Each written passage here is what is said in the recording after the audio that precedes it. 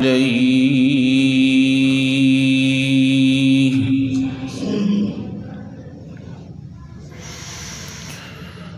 ونعوذ بالله من شرور أنفسنا ومن سيئات أعمالنا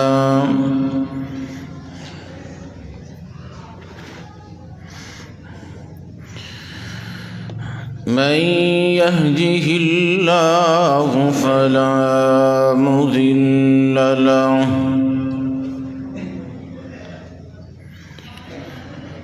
ومن يضلل فلا هادي له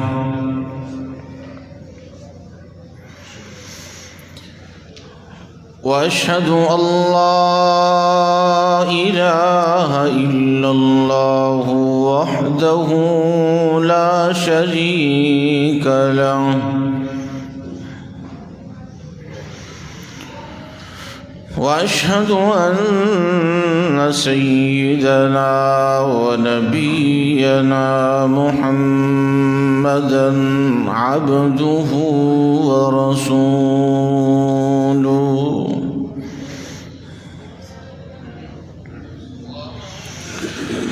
أما بعد فإن خير الحديث كتاب الله وخير الهدي هدي محمد صلى الله عليه وسلم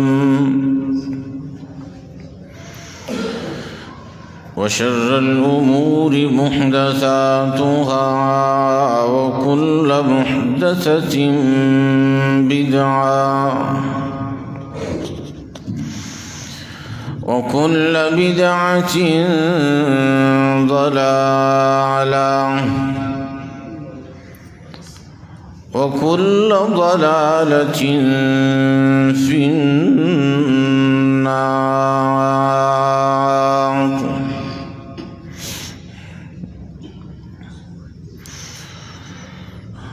أعوذ بالله من الشيطان الرجيم.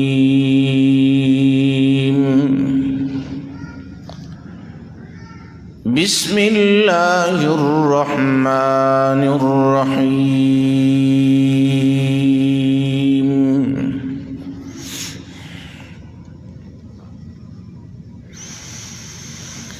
ومن يشاقق الرسول من بعد ما تبين له الهدى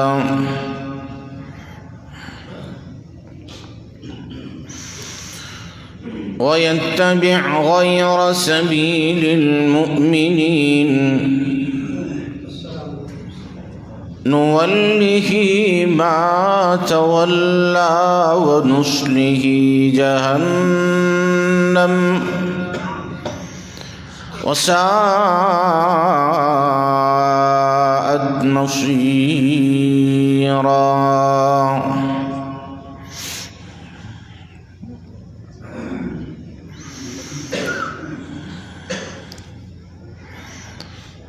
وقال النبي صلى الله عليه وسلم: إياكم ومحدثات الأمور فإن كل محدثة بدعة وكل بدعة ضلالة وكل ضلالة في النار.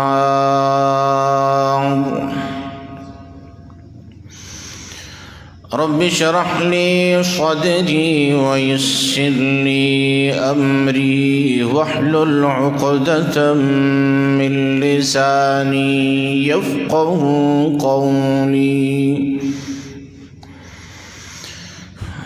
اللهم صل على محمد وعلى آل محمد كما صليت على إبراهيم وعلى آل إبراهيم إنك حميد مجيد.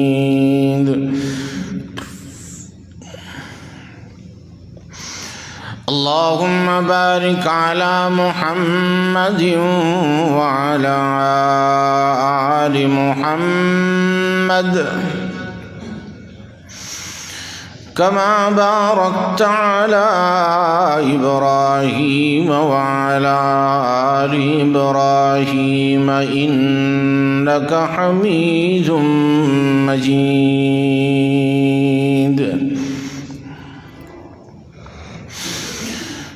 رب اشرح لي صدري ويسر لي أمري واحلل عقدة من لساني يفقه قولي.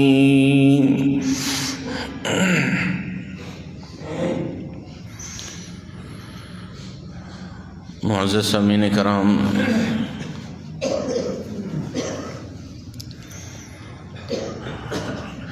لائق عزت احترام و تکریم بزرگوں، نوجوان بھائیوں،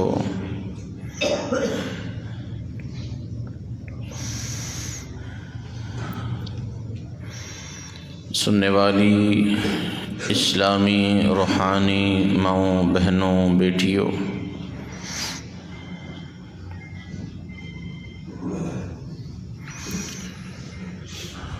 پچھلے جمعہ میں بھی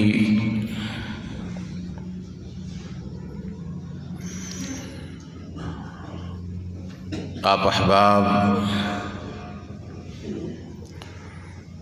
سنت کی اہمیت اور بدعت و خرافت کے نقصانات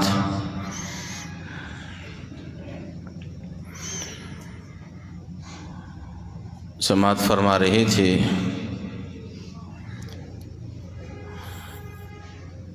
جو کہ وقت کی ایک اہم ضرورت ہے.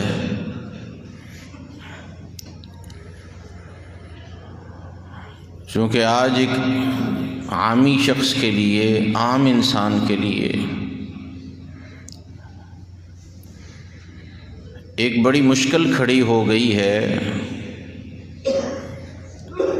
کہ وہ کس طرح سے پہچان پائے کہ سنت کیا ہے اور بدعت کیا ہے. معاملات کو اس انداز سے الجھا دیا گیا، خلط ملط کر دیا گیا، ایک دوسرے میں اس طرح سے ملا دیا گیا کہ معاملات سمجھنا ایک عام شخص کے لیے انتہائی مشکل ہو گیا. تو میرے بھائیوں، اس ضمن میں بالخصوص یہ ضروری سمجھتا ہوں کہ آپ احباب کے گوش گزار وہ بنیادی اصول اور وہ بنیادی اصطلاحات کہ جن کے ذریعے آپ بڑی آسانی یہ سمجھ پائیں کہ یہ سنت ہے اور یہ بدعت ہے، وہ رکھنے کا ارادہ رکھتا ہوں.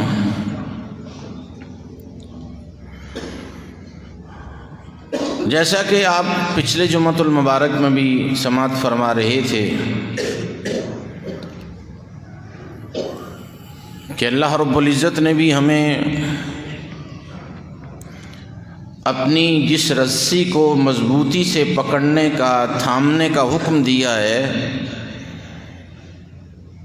وہ رسی اللہ رب العزت کی حقیقت میں وہ اللہ کے رسول صلی اللہ علیہ وسلم کی سنت طیبہ اور سنت مبارکہ ہے.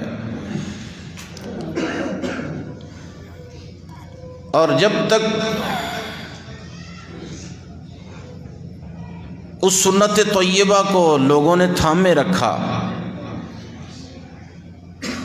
تو سال ہا سال کی خاندانی دشمنیاں بھی میرے بھائیوں محبتوں میں اور دوستیوں میں بدل گئیں۔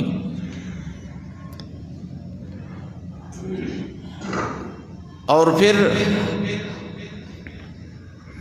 اللہ کے رسول صلی اللہ علیہ وسلم نے بھی ہمیں یہی تعلیم دی کہ لوگوں میں تم میں دو چیزیں چھوڑ کے جا رہا ہوں، میں تو دنیا سے جا رہا ہوں لیکن میری دو چیزیں ایسی تم میں قیامت تک موجود رہیں گی، جن پر جب تک تم عمل کرتے رہو گے، جن کو مضبوطی سے پکڑے رکھو گے تو تم کبھی گمراہ نہیں ہو سکو گے۔ اور وہ دو چیزیں کون سی؟ کتاب اللہ و سنتی۔ فرمایا محبوب پیغمبر نے کہ ایک اللہ کی کتاب قرآن مجید ہے اور دوسری میں محمد کی سنت میں محمد صلی اللہ علیہ وسلم کا طریقہ۔ یہ دو چیزیں ہیں، جب تک تم ان پہ چلتے رہو گے تو تمہیں گمراہی تمہارے پاس سے بھی نہیں بھٹکے گی۔ تو اس لیے میرے بھائیوں آسان الفاظ میں آپ سنت اور بدعت کو یوں سمجھ سکتے ہیں کہ سنت ہے ہمارے پیارے محبوب نبی جناب محمد الرسول اللہ صلی اللہ علیہ وسلم کا طریقہ، اور بدعت ہے ہر وہ نئی چیز کہ جس کو دین سمجھ کر کیا جائے۔ یہ بدعت کی آسان تشریح ہے، یعنی بعض لوگ اس کا یہ معنی بیان کر دیتے ہیں بدعت کا کہ ہر نئی چیز بدعت ہے۔ تو میرے بھائیو ایسا نہیں ہے، دنیا تو ہے ہی جدت پسند ہے، ہر آنے والا سال ایک نئی پروڈکٹ لاتا ہے، دنیا کو دکھاتا ہے۔ تو کیا جس زمانے میں یعنی کچی مسجدیں تھیں تو جب یہ پکی ہو گئیں تو یہ بدعت ہو گئی، یہ جن آج بڑی کمفرٹیبل کارپٹوں پہ آپ بیٹھے ہوئے ہیں، دریوں پہ بیٹھے ہوئے ہیں، یہ کھجور کی شاخیں ہوتی تھیں تو کیا آج یہ بدعت ہو گئی؟ نہیں میرے بھائی، ہر نئی چیز بدعت نہیں ہے، بالخصوص جب آپ اسے دین کے پیرامیٹر میں سمجھنے کی کوشش کریں گے، اس کے پیراہے میں سمجھنے کی کوشش کریں گے، تو پھر بدعت کا مطلب میرے بھائیوں یہ ہوگا کہ ہر وہ نئی چیز جسے دین سمجھ کے کیا جا رہا ہو، کہ آپ ایک کام کرتے ہیں وہ نیا ہے، وہ اللہ اور اس کے رسول سے ثابت نہیں ہے، آپ یہ سوچ کے کر رہے ہیں کہ یار یہ میں کر رہا ہوں یہ نیکی ہے اور اس پر مجھے اجر ملے گا، تو یہ بدعت ہے۔ یہ بہت سارے آج علماء حالانکہ وہ اس بات کو سمجھتے ہیں، عالم دین کسی بھی مکتبہ فکر سے تعلق رکھتا ہو وہ بدعت کی یہ ڈیفینیشن اچھی طرح سمجھتا ہے، لیکن پھر بھی وہ اپنے مقتدیوں کو، اپنے فالورز کو بہکانے کے لیے یہ دلیلیں دے گا کہ دیکھو مولوی بدعت کر رہا ہے اور خود گھڑی بھی پہن رکھی ہے جو اللہ کے رسول کے زمانے میں نہیں تھی، کوٹ بھی پہن رکھا ہے جو اللہ کے رسول صلی اللہ علیہ وسلم کے زمانے میں نہیں تھا، کپڑے ہیں، مطلب یہ کمزور ترین دلیلیں، حالانکہ وہ بتانے والا جو عالم دین ہے وہ اچھی طرح سمجھتا ہے کہ بدعت سے قطعاً یہ مراد نہیں ہے کسی بھی عالم دین کا کہ جو بھی نئی چیز ہوگی وہ بدعت ہوگی۔ اب معاذ اللہ یہ دنیا میں جتنی چیزیں حضرات صحابہ کے زمانے میں بھی نہیں ہوئیں، پیدا ہوئیں، حضرت امیر معاویہ کے زمانے میں یہ دریائی بیری بھیڑے جو ہیں یہ بنے اور پھر ان پر سفر شروع ہوئے، تو کیا انہوں نے بدعت کر دی؟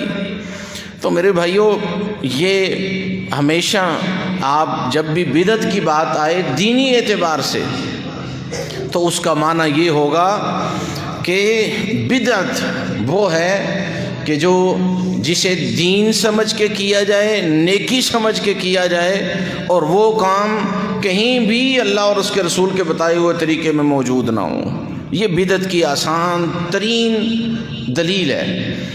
اور دوسرے نمبر پر میرے بھائیوں، آپ اگر آسانی سے سنت اور بدعت میں فرق جاننا چاہتے ہیں تو اس کا آسان سا طریقہ ہے، اور وہ یہی ہے کہ سنت جو ہوگی میرے بھائیوں وہ آج 1442 سال گزرنے کے بعد بھی وہی ہوگی جو آج سے 1442 سال قبل تھی۔ سنت جو ہے، سنت وہی رہے گی، اس میں کوئی تبدیلی رونما نہیں ہو سکتی۔ کوئی ماں کا لال، وقت کا بڑا مجدد، کوئی بڑا ولی، کوئی بڑا محدث سنت کے اندر ایک رتی کی بھی تبدیلی نہیں کر سکتا۔ اور بدعت جو ہے وہ تو آپ اکثر یہ سنتے رہتے ہیں کہ وہ تو کبھی بانجھ ہی نہیں ہوتی، ہر سال نیا بچہ جنتی ہے۔ بدعت جو ہے، آپ اپنے معاشرے میں جو بدعات پھیلی ہوئی ہیں ان پر آپ آسانی سے نظر دوڑا کے دیکھ سکتے ہیں بدعات دن بدن کس طرح ترقی کر رہی ہیں، لیکن سنت وہی ہے جو آج سے 1450 سال قبل تھی، آج بھی وہی ہے۔ میرے بھائیو، یہ سنت اور بدعت سمجھنے کے لیے آسان ترین دلیل ہے اگر آپ معاشرے میں اسے سمجھنا چاہتے ہیں تو۔ کوئی بھی چیز جو آپ کو جو ہے ایک علاقے میں اور نظر آئے گی، دوسرے علاقے میں جائیں گے اور نظر آئے گی، کسی دوسرے ملک میں جائیں گے اور نظر آئے گی، تو آپ آنکھیں بند کر کے کہہ لیں کہ یہ بدعت ہے۔ اور سنت جو ہے وہ آپ کسی افریقن کنٹری، کسی ایسے بر اعظم کو جو دنیا کا ایک کونا ہے وہاں بھی چلے جائیں گے تو سنت جو ہوگی وہ وہی ہوگی جو حرم میں ہے، بیت اللہ میں ہے، مسجد نبوی میں ہے۔ تو یہ آسان ایک فارمولہ ہے بدعت کو اور سنت کو پہچاننے کا، اور میرے بھائیوں اسے اچھی طرح یاد رکھیں، اسے اپنے ذہنوں میں بٹھا لیں کہ سنت اللہ کے فضل و احسان سے وہ جو ہے ہمیشہ ایک جیسی رہتی ہے، اس میں کبھی وقت کے بدلنے کے ساتھ کوئی تبدیلی رونما نہیں ہوتی۔ تو آئیے گا، یہ اس کے نقصانات پچھلے جمعے میں بھی آپ سے میں نے چند ایک پہلو آپ کے سامنے رکھے تھے۔ اللہ تعالیٰ نے بڑی سخت تنبیہ فرمائی ہے کہ اللہ اور اس کے رسول کا طریقہ ہونے کے باوجود کوئی وہاں اپنا طریقہ لا کھڑا کرتا ہے یا کسی دوسرے کی طرف متوجہ ہو جاتا ہے تو اللہ رب العزت نے بڑی سخت تنبیہ فرمائی ہے، سورہ نساء میں بھی اور بھی بہت ساری صورتوں میں۔ اللہ رب العزت نے فرمایا وَمَن يُشَاقِقِ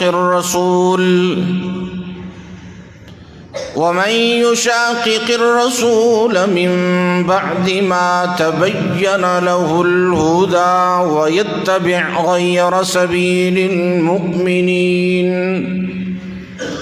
نُوَلِّهِ مَا تَوَلَّى وَنُصْلِهِ جَهَنَّمَ وَسَاءَتْ مَصِيرًا۔ فرمایا الہ العالمین نے کہ جو بھی اللہ اور اس کے رسول کی مخالفت کرتا ہے حق واضح ہو جانے کے بعد، اس کے سامنے سنت آ گئی، اللہ کا بتایا ہوا طریقہ آ گیا، میرے محبوب پیغمبر کی بتائے ہوئی سنت آ گئی، آپ کا عمل آ گیا، آپ کا قول آ گیا، آپ کا فعل آ گیا، تو فرمایا اس کے باوجود مخالفت کرتا ہے، کسی دوسری طرف بھی نظریں رکھتا ہے، واضح اور بین عمل ہونے کے باوجود کسی تیسری طرف جھانکتا ہے اور جاتا ہے، تو اللہ رب العزت نے فرمایا نُوَلِّهِ مَا تَوَلَّى، وہ جدھر پھرتا ہے ہم اسے پھیر دیتے ہیں، جدھر وہ جانا چاہتا ہے کوئی سختی نہیں، ہم اسے ادھر کا ہی کر دیتے ہیں، وہی مطمئن ہو کے رہ جاتا ہے۔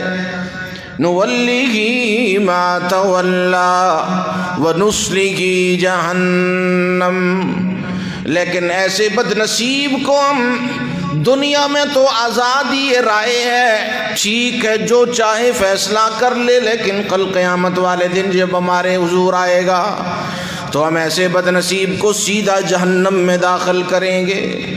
وَسَاءَتْ مَصِيرًا، جو بہت بری جگہ ہے، جو کوئی اچھی جگہ نہیں، یعنی سنت کے مقابلے میں بدعت کی طرف اس کا رجحان ہے۔ حق واضح ہو جانے کے بعد پھر بھی وہ بدعات اور خرافات کا شکار ہے، تو وہ یہ نہ سمجھے کہ دنیا میری اچھی گزر رہی ہے، اللہ کے ہاں اس کے لیے بڑی بری جگہ ہے، اور وہ جہنم ہے، وہ جہنم ہے، جہنم کے سوا کچھ بھی نہیں ہے میرے بھائی ایسے بندے کے لیے کہ جو فیصلوں میں یہ تقسیم نہ کر پائے کہ میں کسی بدعت کی طرف اللہ اور اس کے رسول کا طریقہ چھوڑ کے کیوں جا رہا ہوں۔ اتنا خوبصورت طریقہ، اتنا بہترین طریقہ جب میرے پاس موجود ہے تو پھر مجھے کسی تیسری طرف جانے کی ضرورت ہی کیا ہے۔ اور میرے بھائیوں، اللہ کے رسول صلی اللہ علیہ وسلم ہر خطبہ میں، خطبہ چاہے جمعہ کا ہو، چاہے عیدین کا ہو، کوئی بھی خطبہ ہو، حتیٰ کہ خطبہ نکاح میں بھی اللہ کے رسول صلی اللہ علیہ وسلم یہ کلمات ضرور ارشاد فرمایا کرتے تھے جو آج تک اللہ کے فضل و احسان سے اہل الحدیث کے سٹیج تھے، آج تک یہ اللہ کا احسان، اور اس بات پہ ہمیں فخر ہے الحمدللہ کہ آج تک ہمارے سٹیج سے بھی وہی خطبہ چاہے کتنا مختصر کیوں نہ ہو، اس میں وہ الفاظ پیارے محبوب پیغمبر کے ضرور دہرائے جاتے ہیں جو اللہ کے رسول صلی اللہ علیہ وسلم اپنے زمانے میں دہرایا کرتے تھے۔ کوئی بھی خطبہ ہو، اللہ کے رسول فرمایا کرتے تھے کہ اے لوگو فَإِنَّ خَيْرَ الْحَدِيثِ كِتَابُ اللَّهِ، کہ اس کائنات میں سب سے بہتر بات اگر کوئی ہے تو وہ میں اللہ کی بات ہے، میرے اللہ کی بات ہے۔ ہمارے محبوب پیغمبر فرمایا کرتے تھے کہ اگر کسی کی سب سے بہترین بات ہے تو وہ میرے اللہ کی بات ہے۔ وَمَنْ أَحْسَنُ مِنَ اللَّهِ حَدِيثًا وَمَنْ أَصْدَقُ مِنَ اللَّهِ قِيلًا، اللہ سے اچھی بات کس کی ہو سکتی ہے، اللہ سے بہترین قول کس کا ہو سکتا ہے؟ سب سے بہترین بات اللہ کی بات ہے۔ اور اللہ کے رسول فرمایا کرتے تھے فَإِنَّ خَيْرَ الْهَدِيِ هَدِيُ مُحَمَّدٍ صلی اللہ علیہ وسلم۔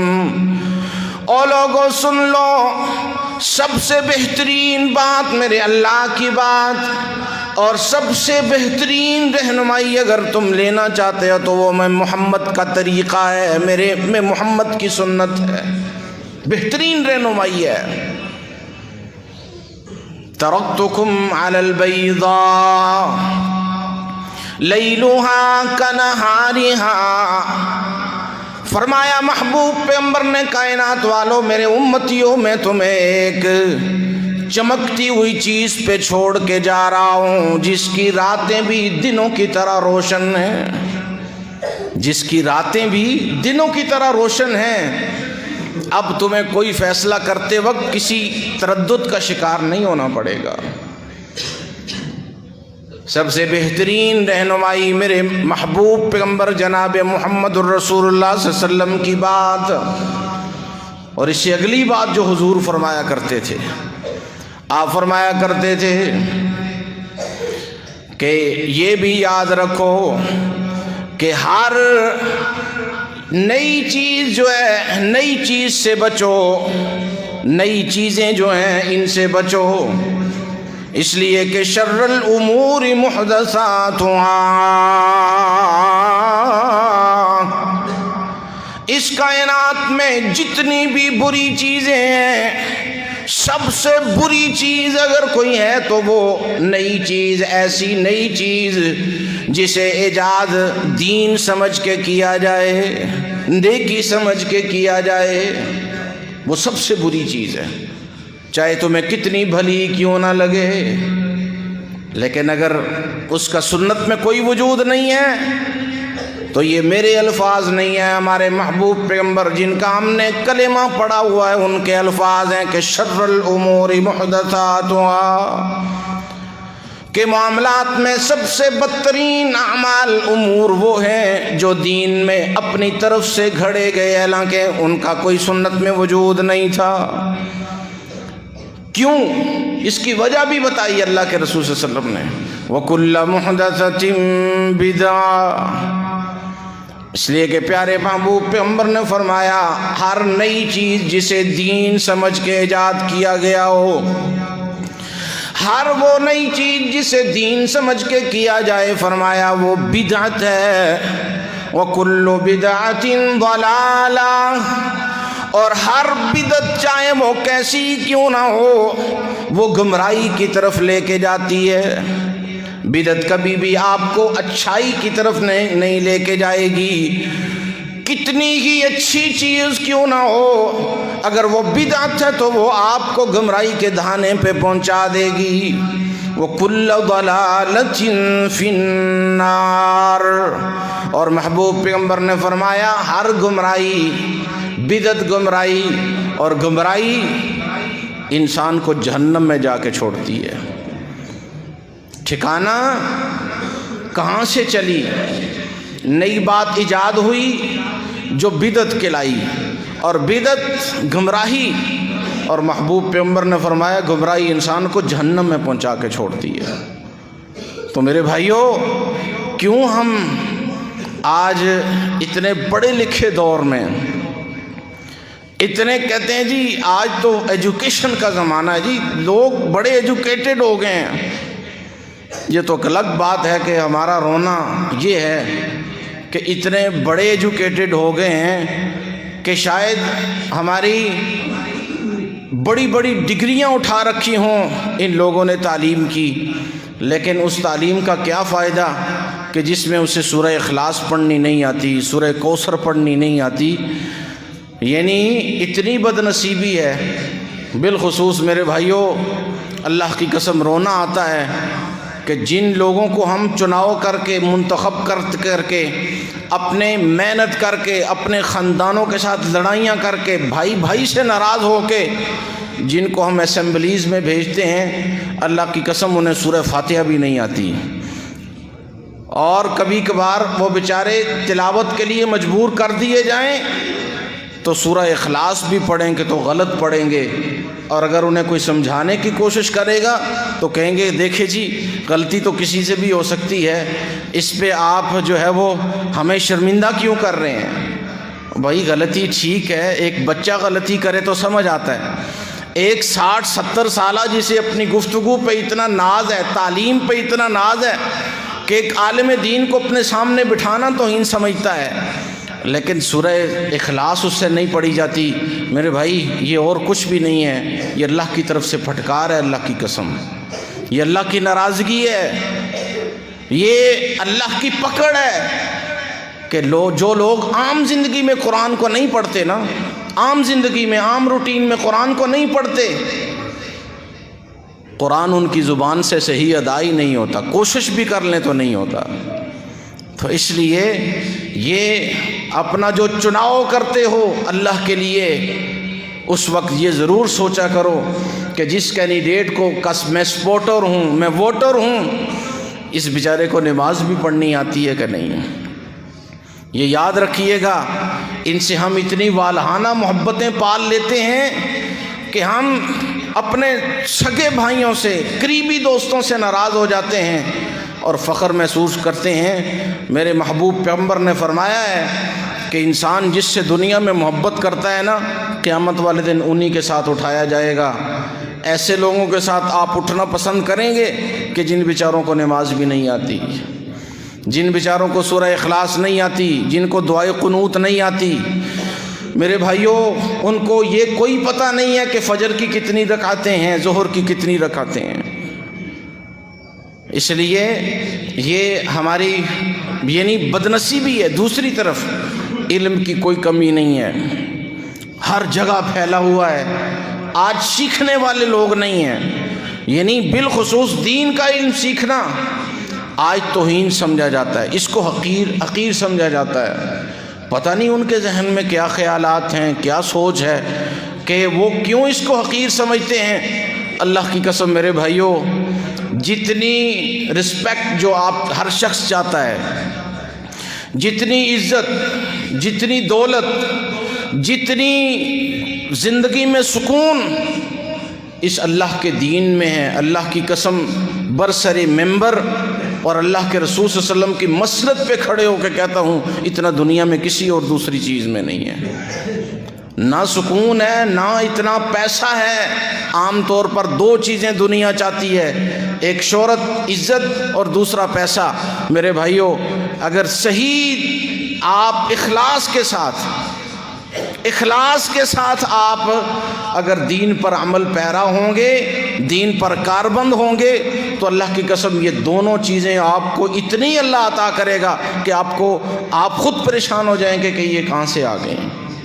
لیکن اخلاص ہو، اخلاص کے بغیر جو ہے یہ چیزیں ممکن نہیں ہیں۔ اخلاص بنیادی چیز ہے۔ تو میں عرض کر رہا تھا کہ سنت جو ہے یہ چھوڑ کے ہمیں بدعت کی طرف جانے کی ضرورت ہی کیا ہے۔ بدعات سے محفوظ نہیں کہ یہ جو ہم کلمات کہتے ہیں نا کہ 4 رکعت نماز فرض، سنت، مستحب، پیچھے اس امام کے منہ میرا قبلہ شریف، یہ اللہ کے رسول سے ثابت نہیں ہے، کسی صحابی سے ثابت نہیں، کسی صحابی نے نہیں کوئی ایسی۔ ہمارے اماموں نے، امام ابو حنیفہ رحمہ اللہ نے کوئی ایسی ہمیں نیت نہیں بتائی میرے بھائیوں۔ ان سے پوچھا گیا امام ابو حنیفہ رحمہ اللہ سے کہ جی نیت کیا ہے؟ تو امام ابو حنیفہ رحمہ اللہ فرمانے لگے ارادت القلب، نیت جو ہے یہ دل کے ارادے کا نام ہے۔ اور میرے بھائیوں، جن کے فالورز ہو آپ انہی کی مان لو، جن کے آپ چاہنے والے ہیں احناف، حنفی، میرے بھائی انہی کی مان لیں کہ انہوں نے ان سے جب پوچھا گیا کہ نیت کیا ہے تو انہوں نے کہا دل کے ارادے کا نام ہے میرے بھائی۔ الفاظ سے میرے بھائی یہ نیت کرنا یہ کہیں بھی ثابت نہیں ہے۔ اور سب سے بڑی اس کی بدعت ہونے کی دلیل یہ ہے کہ پوری نماز عربی میں ہے اور نیت پنجابی والا پنجابی میں، سندھی میں، پشتو والا پشتو میں۔ سب سے بڑی بدعت کی دلیل اس کی یہ ہے کہ اگر یہ ٹھیک ہوتی بھی تو پوری نماز اگر ہم یاد کر سکتے ہیں تو یہ 4 کلمات نہیں یاد کر سکتے تھے۔ اگر پوری نماز ہم یاد کر سکتے ہیں عربی میں، یہ 4 کلمات ہم نہیں یاد کر سکتے تھے۔ اس لیے میرے بھائی اس کو چھوڑیں، یہ اللہ کے رسول سے ثابت نہیں ہے، اللہ کی قسم۔ نیت کیا ہے؟ ہاں، نیت سے انکار نہیں ہے، نیت کے بغیر آپ کی کوئی نماز نہیں ہے، کوئی نیکی نہیں ہے، کوئی بھی نیکی اس سے پہلے نیت کا ہونا ضروری ہے۔ اور نیت کیا ہے؟ جو ابھی میں نے آپ کو امام ابو حنیفہ رحمہ اللہ کا قول بتایا ہے کہ ہی نیت القلب، وہ دل کے ارادے کا نام ہے۔ آپ وضو کر کے مسجد میں آ رہے ہیں تو کھڑا ہونے سے پہلے، نماز شروع کرنے سے پہلے آپ کے دل میں یہ ہونا چاہیے، آپ کو پتہ ہونا چاہیے کہ آپ فرض پڑھ رہے ہیں یا سنت پڑھ رہے ہیں۔ آپ 4 رکعت پڑھ رہے ہیں، آپ 2 رکعت پڑھ رہے ہیں، آپ 3 رکعت پڑھ رہے ہیں، آپ فجر کی پڑھ رہے ہیں، آپ ظہر کی پڑھ رہے ہیں، یہ آپ کے دل میں ہونا چاہیے۔ زبان سے کہنا ضروری نہیں ہے، دل میں آپ کے ہونا چاہیے، یہ نیت ہے۔ اور زبان سے اتنی بڑی لمبی تقریر کہنا، پڑھنا، میرے بھائیوں یہ ثابت نہیں ہے۔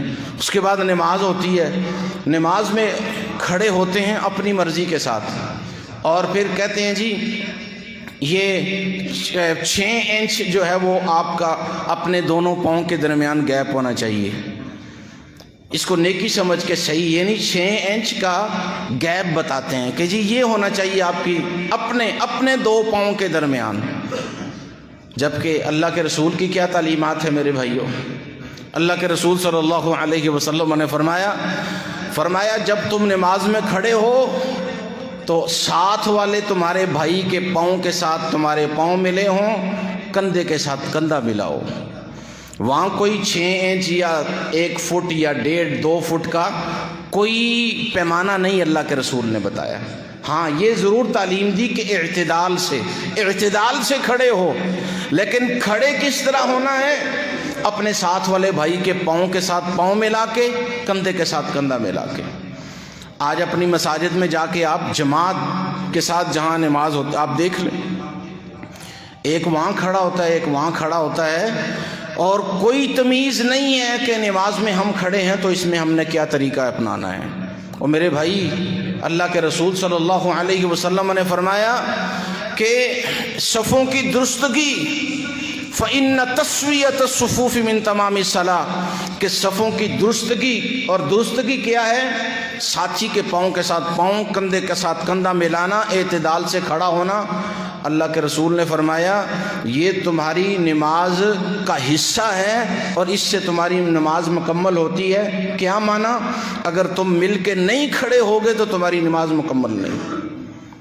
اگر کوئی شخص، باقی غلطیاں اپنی جگہ ہیں، اگر کوئی شخص صرف جماعت کے اندر اپنے ساتھ والے رائٹ لیفٹ دائیں بائیں کھڑے شخص کے پاؤں کے ساتھ پاؤں، کندھے کے ساتھ کندھا نہیں ملاتا، تو میرے محبوب پیغمبر نے فرمایا اس کی نماز ناقص ہے، اس کی نماز مکمل نہیں ہے۔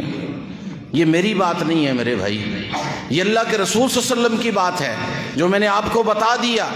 تو اس لیے ہماری نماز میں بھی کتنی اصلاحیں کرنے کی ضرورت ہے۔ نماز ختم ہوتی ہے تو بغیر کسی کہے کے دعا شروع ہو جاتی ہے، بغیر کسی کی ڈیمانڈ کے، بغیر کسی کی ریکویسٹ کے، نماز کے فوراً بعد جو ہے وہ دعا کی جاتی ہے۔ تو میرے بھائیوں، دعا سے کسی کو انکار نہیں ہے، دعا عبادت کا مغز ہے، لیکن ہر نماز کے بعد اللہ کے رسول صلی اللہ علیہ وسلم نے دعا نہیں کی۔ ہر نماز کے بعد اللہ کے رسول صلی اللہ علیہ وسلم نے دعا نہیں کی۔ اجتماعی دعا، انفرادی آپ کر سکتے ہیں، آپ کو کوئی نہیں روکتا، لیکن اجتماعی دعا سب کو آپ ملا کے، یہ میرے بھائیو اللہ کے رسول صلی اللہ علیہ وسلم سے، حضرات صحابہ سے، ائمہ سے یہ بات ثابت نہیں ہے کہ فرض نماز کے فوراً بعد جو ہے وہ ہاتھ اٹھا کے اجتماعی دعا کی جائے۔ یہ بھی بدعت ہے، اس لیے کہ اللہ کے رسول صلی اللہ علیہ وسلم نے نہیں کی۔ اور بعض مسجدوں میں تو وہ کیا ہوتا ہے، وہ ورد شروع ہو جاتا ہے لا الہ الا اللہ کا۔ اب یہ کتنا پیارا کلمہ ہے لا الہ الا اللہ۔